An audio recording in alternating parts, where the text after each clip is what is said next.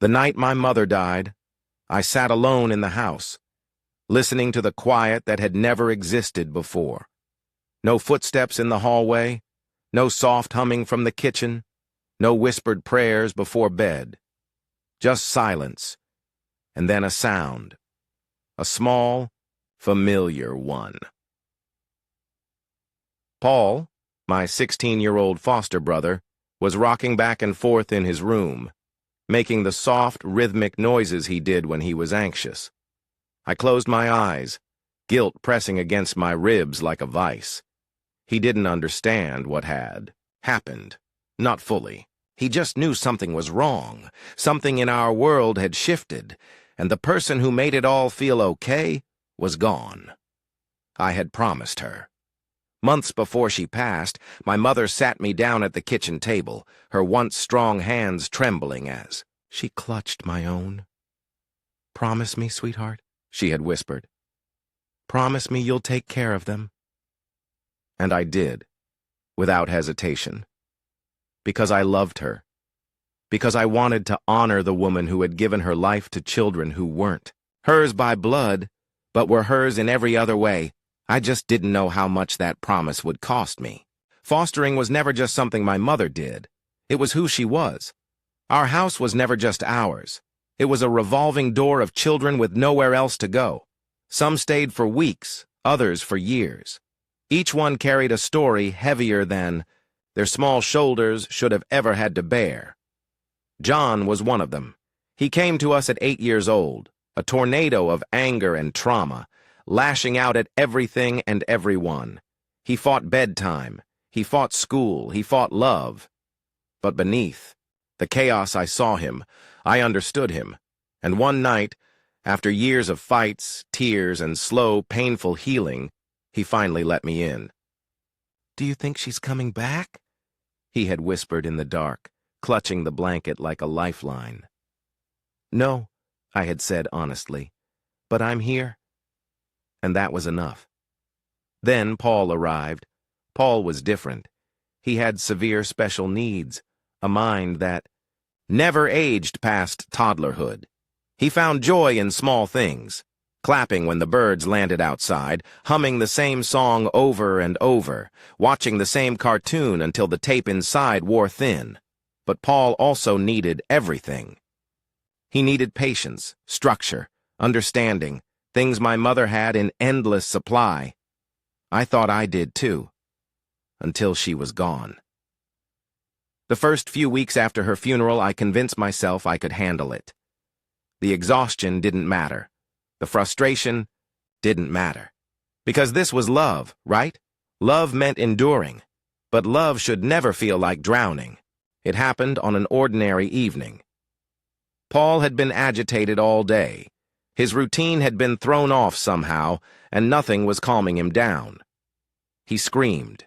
He rocked back and forth, hitting his head against the wall. I tried to soothe him, but I was already running on fumes. Then he threw his dinner plate to the floor. I don't know why that was the thing that broke me. It wasn't the worst tantrum he'd had. It wasn't even the first plate he'd shattered that month.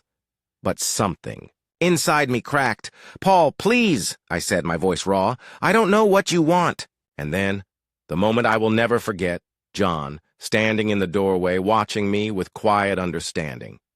"You can't do this alone," he said. 4 words, that's all it took.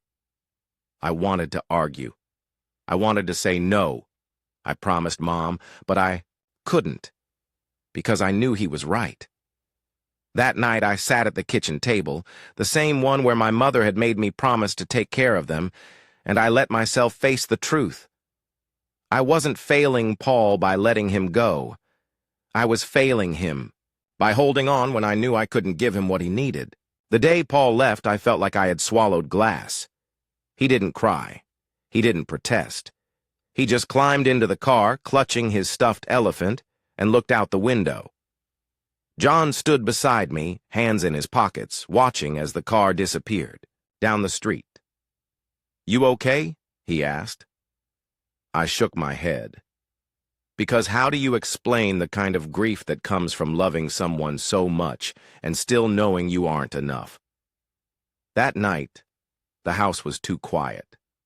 I kept expecting to hear Paul's hums, his footsteps, his laughter, but all that was left was silence and guilt. It took weeks before I finally worked up the courage to visit Paul.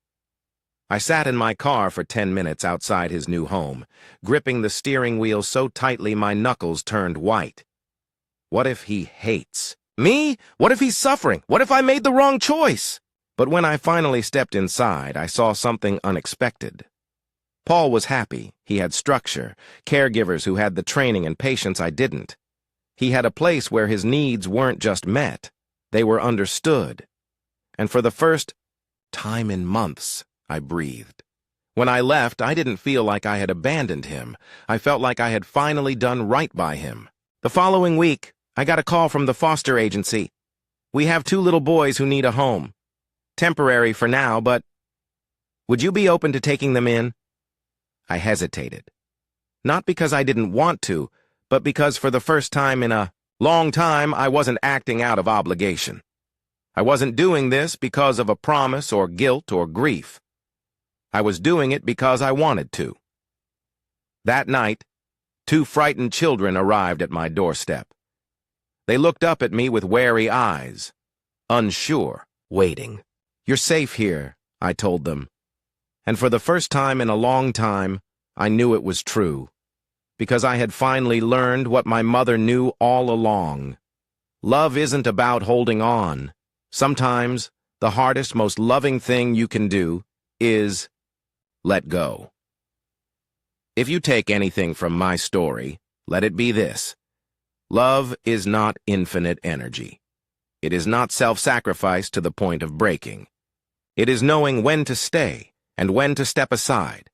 If you're carrying a weight too heavy, afraid to let go because of guilt, know this. Letting go isn't giving up. It's making room for something better. And sometimes, it's the bravest thing you'll ever do. Thank you for watching if you haven't subscribed yet. Yet please do so and hit the notification bell to stay updated with more shocking real-life stories happening around you.